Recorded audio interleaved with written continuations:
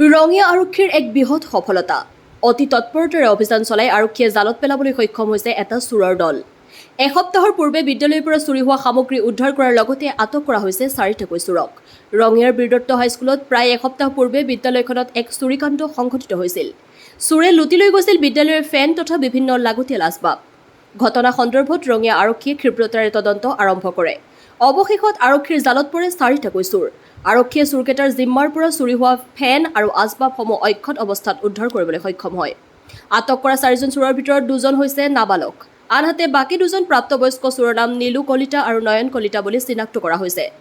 সম্প্ৰীতি ধৃত আটাইকেইটা চোৰ ৰঙিয়া আৰক্ষীৰ জিম্মাত আছে আৰু তেওঁলোকক অধিক সোধা-পোছা অব্যাহত ৰাখিছে আৰক্ষীয়ে। স্থানীয় ৰাইজে আৰক্ষীৰ এই ক্ষীপ্ৰ পদক্ষেপক ভূয়সী প্ৰশংসা কৰিছে।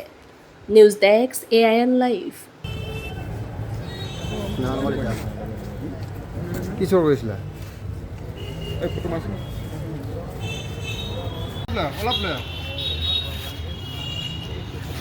কি কৰিছিলা?